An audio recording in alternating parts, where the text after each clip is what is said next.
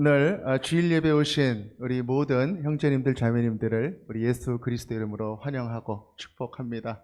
추석 명절을 보내고 있는데 추석 명절 때 이제 멀리 이제 친지들을 찾아서 길을 떠나시고 또 못 오실 수 있는 분들도 좀 있을 것 같았는데 그래도 다 이렇게 예배에 참석해 주셔서 감사를 드립니다.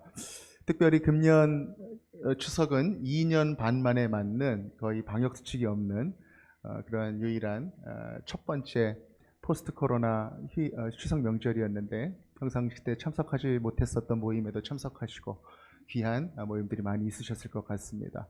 아직까지 코로나가 좀 남아있고 또 경제 코로나, 물가의 코로나, 또 정치의 코로나 여러 가지 그런 문제들이 우리에게 있지만 그 모든 것 위에 우리 하나님의 크신 손이 있음을 여러분들 기억하시기를 바랍니다.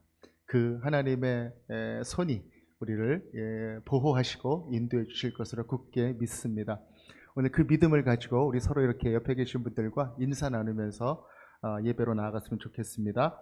그래도 하나님이 함께 계십니다. 이렇게 한번 인사 나누십시다. 그래도 하나님이 우리와 함께 하십니다. 아멘. 오늘은 누가 크냐라고 하는 제목으로 우리 하나님의 말씀을 함께 나누도록 하겠습니다. 예수님은 세 번째 유월절을 갈릴리에서 지내시면서 이제 사역 3년 차를 맞으십니다. 예수님은 이방 지역을 다니시면서 제자들을 가르치셨습니다. 우리가 지난주에 나누었던 수로보니게 여인을 만난 그 말씀, 그 일들도 이 즈음에 있었던 일이었죠. 다윗의 자손이여, 이렇게 깊이 메시아를 고백한 그 여인의 딸을 예수님께서 고쳐주셨습니다. 예수님은 그 제자들을 데리고 이스라엘 북쪽 끝에 있는 가이사랴 빌립보라는 곳으로 데리고 가셨습니다. 그곳에서 예수님은 제자들에게 물으셨죠. 너희는 나를 누구라 하느냐? 이때 베드로가 대답합니다. 주는 그리스도시요 살아계신 하나님의 아들이십니다. 이렇게 고백을 베드로가 한 그 고백 위에 예수님께서는 드디어 예수님의 교회를 선포하셨습니다. 내가 이 고백 위에 나의 교회를 세울 것이다. 드디어 이 땅에 예수님의 교회가 선포되는 그 순간인 것이죠. 그 어떤 음부의 권세도 이길 수 없는 공동체, 천국의 열쇠가 있는 공동체, 그리하여 땅에서 매면 하늘에서도 매이고 땅에서 풀면 하늘에서도 풀리게 되는 그러한 공동체, 바로 교회입니다. 예수님께서 이 감동적인 교회의 선포, 이 선포를 하신 후에 한 가지 폭탄 선언을 하셨습니다. 그것이 무엇인가? 바로 인자가 고난을 받고 죽임을 당하게 될 것이다.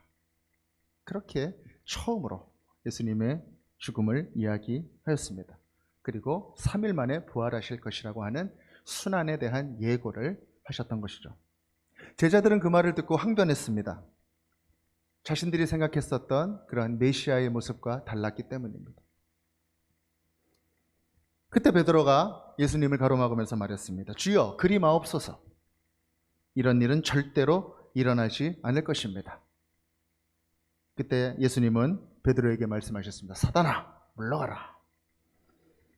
네가 하나님의 일을 생각하지 않고 사람의 일을 생각하는구나. 그렇게 예수님은 야단을 치셨습니다. 그리고 예수님께서 말씀하셨습니다. 누구든지 나를 따라오려거든 자기를 부인하고 자기 십자가를 지고 나를 따를 것이니라. 누구든지 제 목숨을 구원하고자 하면 잃을 것이요 누구든지 나를 위하여 제 목숨을 잃으면 찾으리라. 그렇게 예수님께서 말씀해 주셨습니다. 그러나 제자들은 아직 그 십자가의 의미를 깨닫지 못하고 있었습니다. 예수님은 그 일 이후에 차근차근히 예수님의 십자가를 준비하셨습니다. 예수님은 제자 3명과 함께 변화산에 오르셨죠. 그들 앞에서 예수님은 변형이 되어서 얼굴이 해같이 빛나셨고 옷이 빛과 같이 희어지는 그런 일이 있었습니다. 이 모든 일은 예수님의 십자가, 그것을 준비하는 그런 일이었습니다. 예수님은 지금 인류의 모든 죄를 대속하기 위하여 더 이상 죄가 주인 노릇하지 못하고 하나님의 의가 다스리는 그 나라를 이루시기 위하여 이제 예수님께서는 십자가를 지시게 될 것입니다. 바로 죽음의 고난의 길, 그 외로운 십자가의 길을 걸어가게 되실 것입니다. 그렇게 하나님 나라의 꿈은 점점 더 깊어져 가고 십자가의 고난은 가까이 다가오고 있는데, 정작 예수님을 따랐던 그 제자들은 엉뚱한 문제에 더 집중하고 있었습니다. 바로 그것이 무엇인가? 천국에서는 누가 더 크냐? 바로 이런 문제였습니다. 우리 다 같이 마가복음 9장 33절에서 34절 함께 읽겠습니다. 시작. 가버나움에 이르러 집에 계실새 제자들에게 물으시되 너희가 길에서 서로 토론한 것이 무엇이냐 하시되 그들이 잠잠하니 이는 길에서 서로 누가 크냐 하고 쟁론하였습니다. 아멘. 누가 크냐? 예수님과 동행하는 그 길 안에서도 제자들은 그렇게 누가 크냐라고 하는 이 문제에 집중하였다라고 하는 것입니다. 서로 경쟁하고 서로 비교하고 내가 위에 서려고 하는 그러한 태도로 그렇게 서로 논쟁하였다라고 하는 것이죠.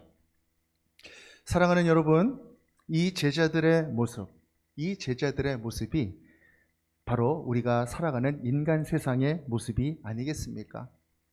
우리는 때로는 나타나게, 때로는 나타나지 않게 누가 크냐 여기에 집중하죠. 비교하고 경쟁합니다. 여러분 반에서 한 5등 정도 하면은 뭐라고 얘기를 합니까? 너 반에서 한 몇 등 아니? 요즘 뭐 등수를 얘기해 주지 않는다고 하는데 뭐라고 얘기합니까? 한 3, 4, 5등 해요. 그렇게 얘기하죠. 그리고 반에서 한 2, 3등 하면은 뭐라고 얘기를 합니까? 네, 톱3 안에 들어요. 그렇게 이야기를 하죠. 여러분, 어떤 사람의 키가 너 키 몇이니? 그러면 170이에요. 그러면은 뭐예요? 168.5거나 169.5거나 그럴 가능성이 많은 것이죠. 네. 아기 기를 때도 그런 것 같습니다. 아기들끼리 이렇게 있을 때 몇 개월이에요? 이렇게 물어봤는데 우리 아기보다 개월 수가 좀 적게 된 것 같은데 동작도 빠르고 그러면 괜히 속상하고 우리 애가 조금 더 개월 수는 적은데 말도 빠르고 그러면 괜히 기분 좋고 그런 마음이 우리 가운데 있는 것이죠. 젊은 청년들 이제 어른 대접 빨리 받고 싶고 막 이렇게 자라는데 25살 되면 자기 나이를 뭐라 그럽니까? 꺾어진 50이에요. 누가 꺾으랬나? 그렇죠. 그렇게 얘기를 하죠. 그리고 또 어떻습니까? 목사님들도 그렇습니다. 목사님들이 이렇게 만나서 저희 교회에서도 우리 목사님도 오셔서 교제하고 그러는데 목사님들 교회에 몇 분 모이세요? 그러면은 한 100명쯤 모인다 그러면은 뭐라 그러세요? 한 20명 모여요. 그리고 또 한 200명 정도 모인다 그러면 200~300명 모여요. 그렇게 이야기하는 그 마음, 비교하고 경쟁하려는 그 마음, 그런 마음이 우리 가운데 있는 것이죠. 세상 속에 있는 그 질서가 바로 그런 모습인 것입니다. 제자들도 그랬습니다. 서로 비교했습니다. 그래도 내가 저놈보다는 낫지. 그런 마음입니다. 늘 자기들이 생각하는 그런 하나님의 나라에 대한 모습이 있었습니다. 그리고 자기가 그 자리에서 더 높은 곳에 서고 싶어 했습니다. 이스라엘이 온전하게 회복되는 그날 메시아가 우리를 해방시키실 것이다. 보아라, 예수님께서 이렇게 인기가 많지 않느냐? 사람들이 이렇게 많이 쫓아다니지 않느냐? 이제 머지않아 그날이 올 것 같다. 나도 그날이 되면 한 자리 할 수 있겠지. 내가 그래도 저놈보단 낫지. 무엇입니까? 제자들은 하나님의 일을 생각하는 것이 아니라 바로 사람의 일을 생각하고 있었다라고 하는 것입니다. 여러분, 이 제자들의 모습처럼 혹시 우리의 모습 속에서도 예수님의 의도와는 상관없는 그러한 우리들만의 생각은 있지 않는지 한번 곰곰이 생각해 보게 되는 것입니다.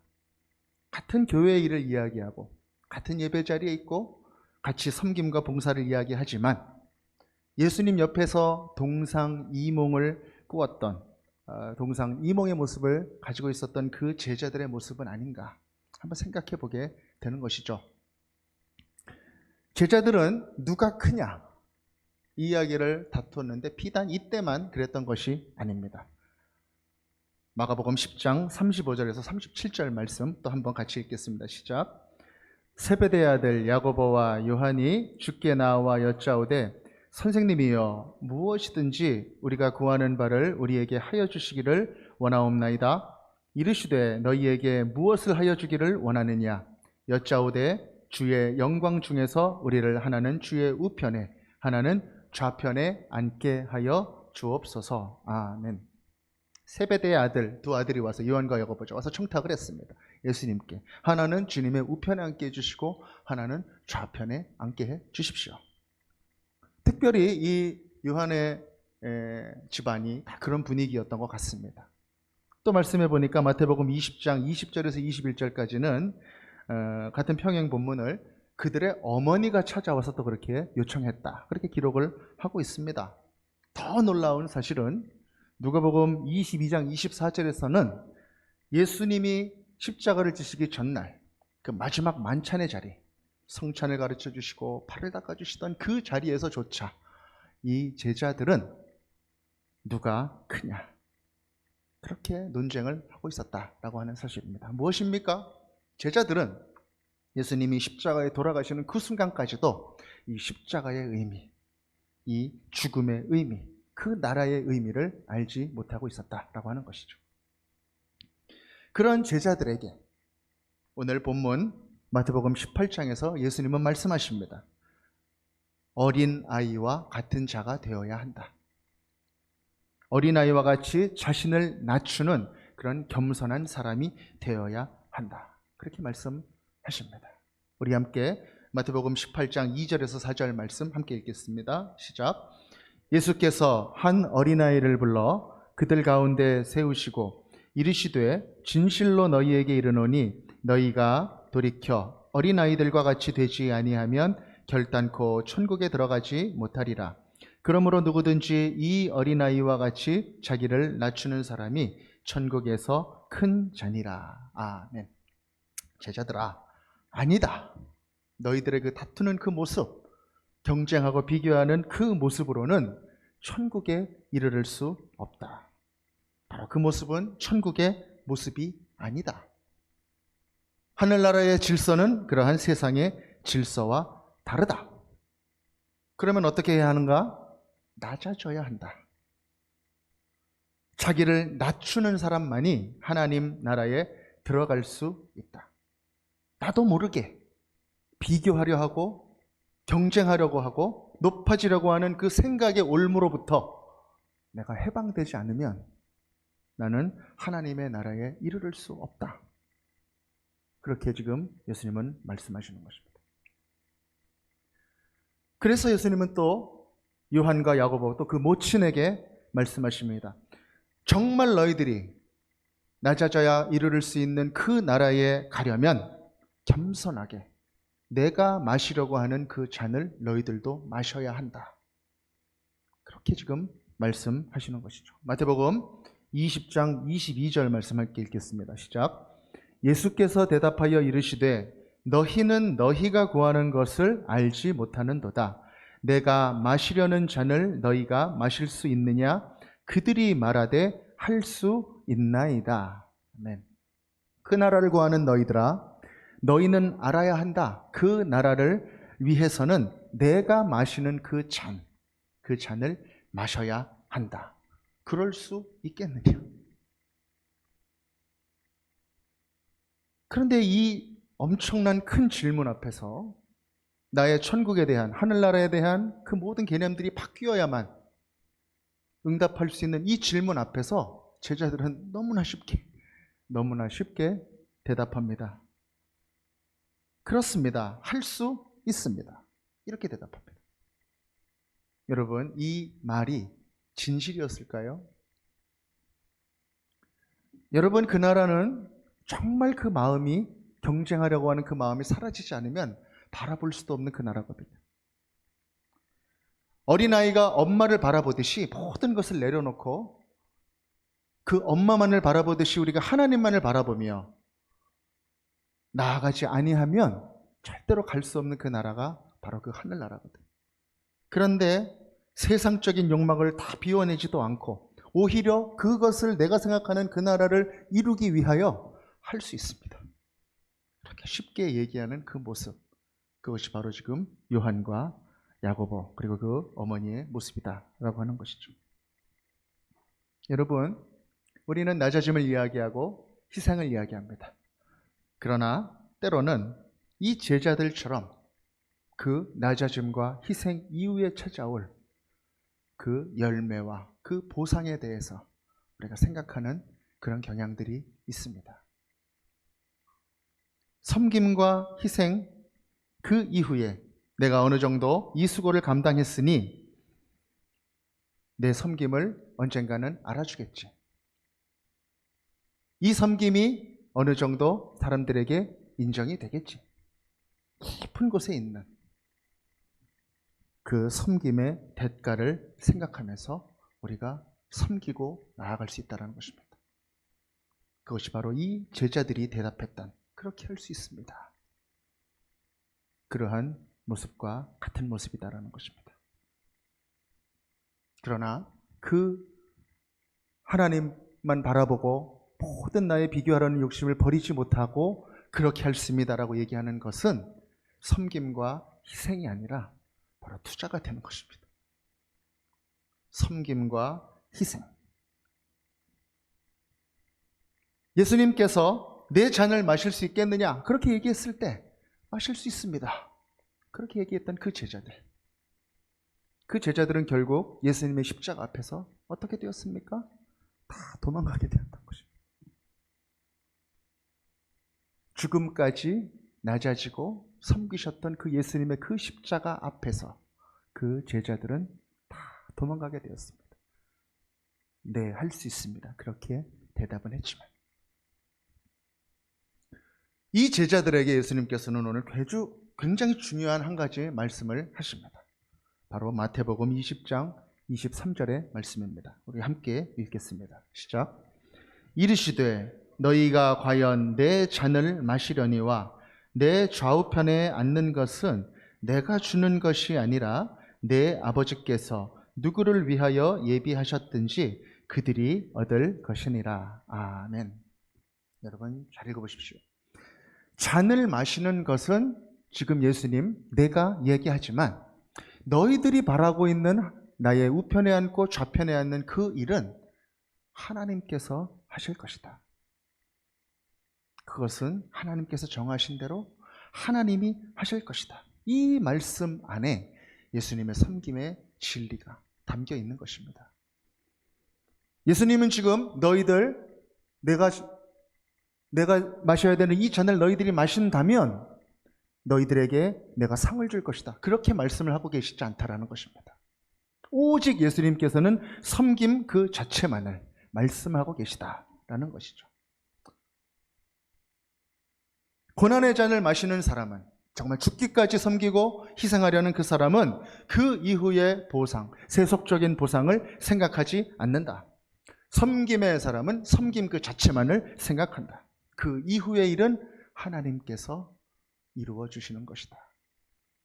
하나님의 아들 예수 그리스도조차 그렇게 섬김 그 자체만을 바라보며 나아가고 있다는 것입니다. 진정한 섬김과 낮아짐은 바로 그런 것이다. 바로 그러한 마음으로 나아가는 사람에게 열리는 것이 바로 하나님의 나라다.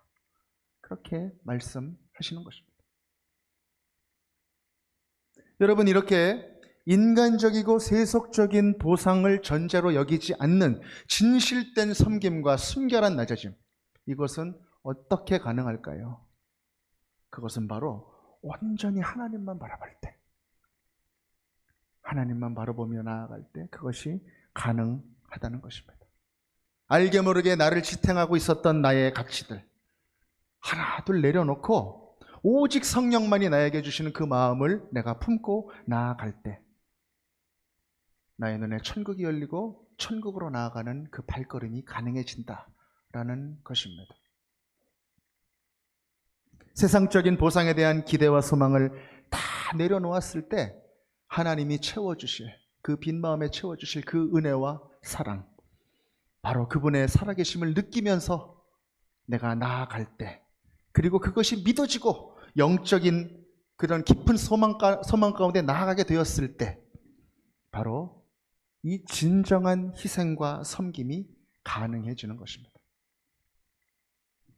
그렇게 섬기고 낮아지는 사람들을 세상 사람들이 바라볼 때는 바보 같은 삶이라 할 것입니다. 그러나 온전히 하나님의 은혜와 사랑 가운데 거하면서 하나님만 바라보고 나아가는 사람에게는 그 섬김은 당연한 것이 될 것입니다. 이미 하나님과의 깊은 교제 가운데 하나님이 주시는 그 마음만으로 나아가는 그러한 관계 가운데 그는 서 있기 때문입니다. 이미 천국을 살고 있는 사람이기 때문입니다. 이런 깊은 관계가 없을 때에는 진정한 섬김과 희생은 불가능합니다. 십자가를 질 수 없는 것입니다. 예수님의 십자가 앞에서 도망갔었던 제자들처럼 십자가가 어느 순간에 두려워지고 희생이 조롱받을까 봐 걱정되고 아무도 몰라주면 어떡하지? 그런 생각이 찾아오게 되는 그 순간 결국 십자가를 도망가게 되는 것이죠.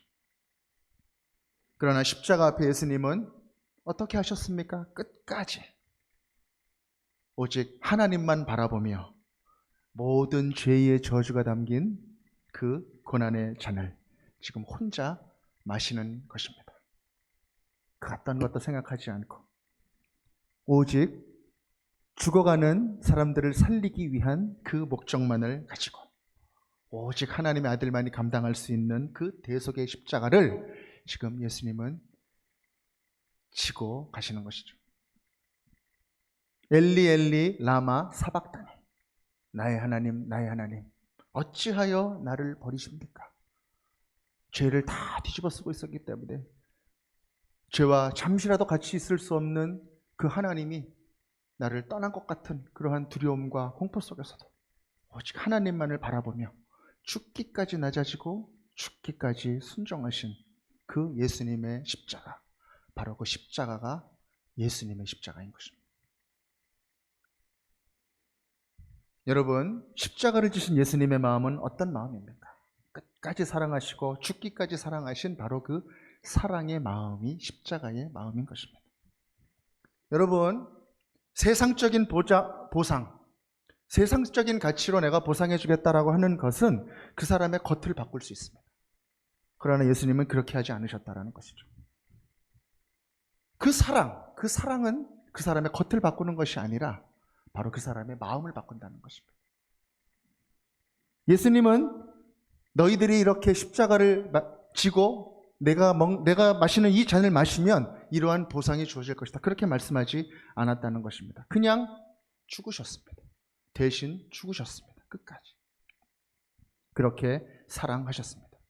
이 사랑을 만난 사람은 그 중심으로부터 변화가 일어나게 되는 것입니다. 겉이 변하는 것이 아니라 그 마음이 변하게 되는 것이죠. 그 섬김은 바로 사랑인 것입니다. 여러분들도 인생 가운데 이 사랑을 경험하셨으리라 믿습니다. 그리고 이 사랑을 품고 나를 향해 아낌없는 섬김을 보여줬었던 그런 많은 분들을 만나셨으리라 믿습니다. 저도 그런 사람이 한 명 있습니다. 저도 군생활 중에 만난 한 사람입니다. 그분의 이름은 김철운이라고 하는 하사입니다. 참으로 진실된 섬김의 사람이었습니다. 제가 대구병원에서 신우회로 섬기고 있을 때 그분이 같이 신앙생활하였던, 교제였던 그런 분입니다. 새로운 신입 회원들이 들어옵니다. 그러면 자대에서 고생하다가 여기는 좀 편안하게 지낼 수 있겠구나. 그래서 교회 안에 와도 그냥 편안하게 이렇게 지내려고만 하는 그런 사람들이 찾아옵니다. 그러면 때로는 꼴불견인 그런 사람들도 있지만 2등병이 찾아오거나 1병이 찾아오거나 이 김 하사님은 꼭 존대를 하면서 대합니다. 김이병님, 이일병님, 그렇게 대합니다. 그러면서 꼭 물어봅니다. 혹시 필요하신 게 있습니까? 그럼 커피를 이렇게 타 마시거든요. 근데 꼭 이렇게 오시면은 꼭 그렇게 얘기를 해요. 간은 어떻게 할까요? 그 말이 제 기억이 나요. 남들은 커피 얘기하면 네가 타 네가 타 눈치 보고 막 그러는데 이분은 자기가 타는 건 당연하고 가서 간은 어떻게 할까요? 그렇게 물어봐요.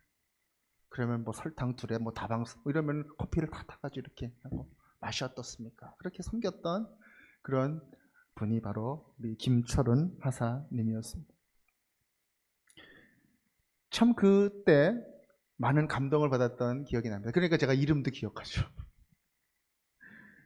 그곳에는 오래 예수님을 믿었던 사람들이 있었습니다. 심지어 군종을 비롯해서 많은 사람들이 신학을 전공한 그런 사람들도 있었습니다. 그러나 이 김철은 하사같이 정말 깊은 곳으로부터 우러나오는 그 진정한 섬김의 모습을 보이는 사람은 그리 많지 않았습니다. 그분은 늘 하나님과의 교제가 있었습니다. 화장실 옆에, 옥의 화장실 옆에 아무도 모르는 그 자리에 가서 제가 한 번 이렇게 화장실 가는데 거기서 주님의 높고 위대하심을 그래서 찬양하고 있는 모습을 제가 여러 번 봤어요. 하나님과의 깊은 교제 가운데 있으면서 하나님만 바라보고 온전한 섬김으로 나아가는 그 모습. 그 모습이 바로 김철은 하사의 모습이었습니다. 지금도 그 모습이 눈에 선합니다. 그 형제님을 떠올리면서 저는 또 저의 모습을 한번 생각해 봤습니다. 과연 예수님의 낮아짐처럼 낮아졌는가? 되돌아보게 됩니다. 낮아지라 하실 때 아멘 그러고 낮아지면서도 속으로는 언젠가는 알아주겠지. 언젠가는 높아질 수도 있겠지. 혹시 그런 마음이 스쳐갔던 적은 없는가? 나도 몰래 그 마음을 붙들고 나아갔던 적은 없는가? 끝까지 복종한다라는 것, 정말 섬긴다라고 하는 것은 오직 하나님만 바라보면서 죽기까지 그렇게 나가는 것인데 과연 그런 모습이 나의 섬김의 모습이었는가? 그렇게 보게 되는 것입니다. 이 자리에 계신 여러분들의 섬김은 어떻습니까? 또 한 명의 사람이 생각이 났습니다. 바로 대구에서 제가 늘 새벽 기도를 드릴 때 함께 그 새벽 기도의 자리를 지켰던 한 간호장교님이었습니다. 대위 간호장교였습니다. 성은 지금도 아무리 생각해도 기억이 안 나요. 이름은 영심이었습니다. 영심. 아마 조영심 뭐 이렇게 되지 않았나 싶은데 암흑의 영심 대위님이었습니다. 장교분인데도 이 사병들과 함께 예배를 같이 드리고 또 교회에서 교제할 때도 전혀 어떤 장교의 그 권위주의가 느껴지지 않는 정말 누나 같은 그러한 분이었습니다. 늘 웃는 얼굴로 친절하게 사람들을 대하고 또 교회 일에 나서서 섬기고 또 찬양할 때도 기쁨으로 찬양하고 늘 새벽 기도의 자리를 찾았던 그 대위님. 성령님께서 그 대구에서 참 완악했던 저에게 찾아오셨는데 지금 가만히 돌이켜보면 제 주변에 그렇게 예수님의 모습을 한 그런 형제님과 자매들의 모습이 있었기 때문에 그렇게 될 수 있지 않았을까 생각을 해보게 됩니다. 제가 대구에서 후성생활을 마치고 돌아오게 되는 날, 그 주 마지막 새벽 예배 시간이었어요. 새벽 예배를 드리는데 새벽 예배 기도를 마치고 이렇게 일어나려고 하는데 제 앞에 성경 앞쪽에 작은 책이 한 권이 놓여 있었습니다. 보니까 그 간호장교님이 저에게 작별 선물로 준 한 책이었습니다. 그 책을 이렇게 열어보니 거기에 이런 말이 쓰여져 있었습니다. 함께 했을 때의 은혜를 이제는 전해야 할 때 날마다 낮아지기. 이렇게 그 말이 거기 써 있었습니다. 그 작별의 글이 아주 오랫동안 지금까지도 제 마음속에 남아 있습니다. 그분의 이름도 가물가물하고 얼굴도 가물가물하지만 그 마음이 느껴지고 지금까지 남아 있는데 제대한 후에 제가 인천에서 이제 찬양 선교단을 이끌면서 함께 찬양할 때 제가 이 말을 이 자매가 써준 그 말을 제가 가사로 삼아서 찬양을 한 곡 만들었습니다. 그래서 이 찬양을 같이 나누어 불렀습니다. 오늘 그 찬양을 여러분들과 함께 잠깐 나누고 싶습니다.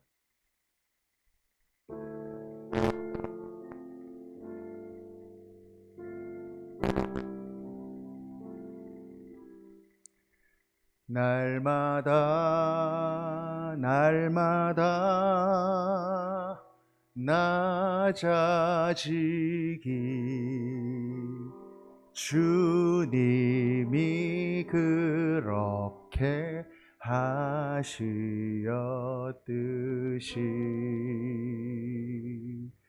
형제여 날마다 낮아지기 예수님 닮아가며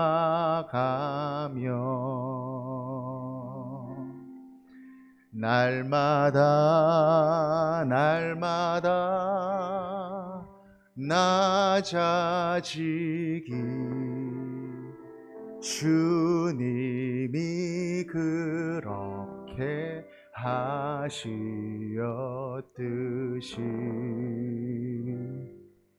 자매여 날마다 낮아지기 예수님 닮아가며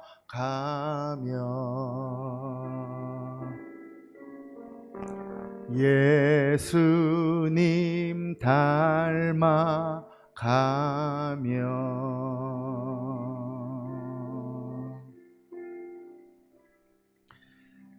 저는 가끔 이름도 없이 빛도 없이 정말 섬김과 희생의 자리에서 하나님만 바라보며 살아가다가 하늘나라로 가신 분들을 생각하곤 합니다. 내가 이름도 모르는 그분들, 얼굴도 모르는 그분들. 인간에게는 잊혀져 간 분들이 얼마나 많이 있겠습니까? 심지어 교계의 역사 가운데서도 기억되지 않는 많은 그 헌신의 성도님들이 얼마나 많이 있겠습니까? 그러나 또 한편 깊이 묵상하는 것은 살아계신 하나님께서 그 분들을 잊어버리셨을까라고 하는 것입니다. 그들의 희생을 모르실까? 그분들의 마음속에 충만하게 채워주셨던 하나님의 은혜와 섬김의 마음, 그것이 없었더라면 그분들이 어떻게 순교할 수 있었겠으며 어떻게 섬길 수 있었겠으며 자신의 삶을 아낌없이 들여서 헌신할 수 있었겠습니까? 어떻게 지금도 그런 일들이 끊임없이 일어날 수 있겠습니까?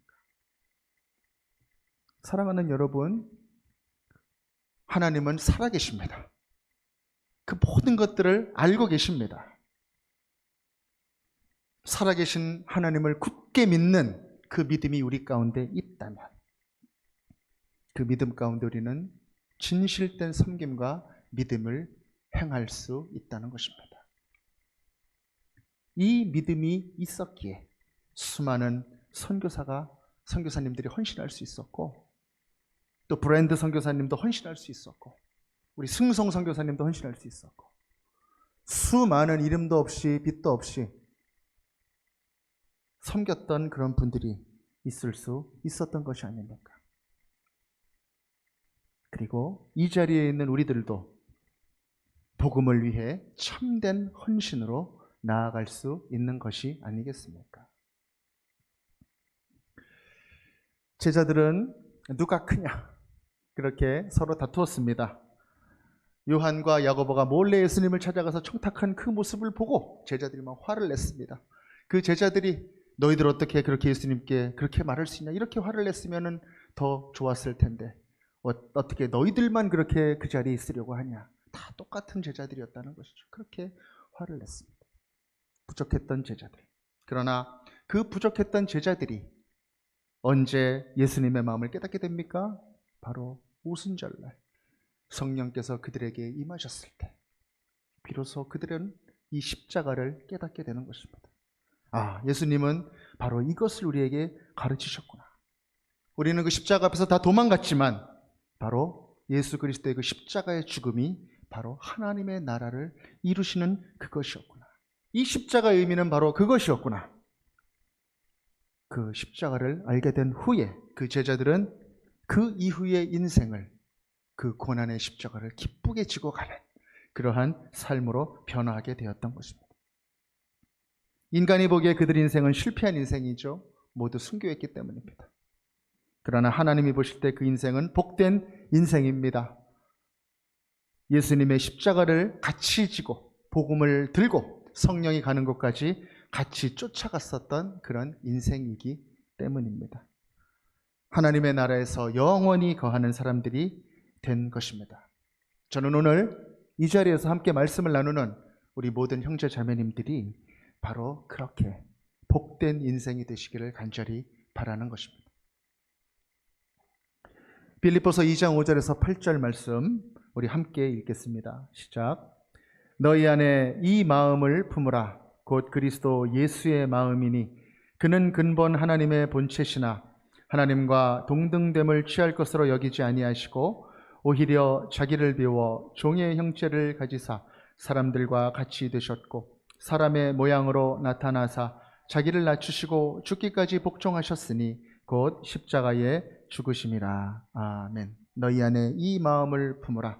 그리스도 예수의 마음, 자기를 비우시고 종의 형태로 사람이 되시고 자기를 낮추시고 죽기까지 복종하신 그 마음, 바로 이 마음을 품어나가는 것, 이 마음을 품고 또 품어나가는 것, 그것이 바로 우리들의 신앙의 여정이 아니겠습니까?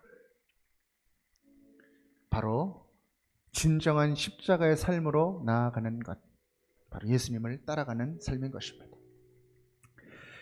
오늘 이 예수 그리스도의 마음이 오늘 이 자리에 있는 우리 모두에게 가득하기를 원합니다. 그리고 모든 가정마다 이 마음이 가득하기를 축복합니다. 그리고 우리 교회 구석구석마다 모임마다 이 예수 그리스도의 마음, 끝까지 사랑하시고 끝까지 섬기셨던 그 마음이 가득하시기를 우리 구주 예수 그리스도 이름으로 간절히 축복합니다. 아멘.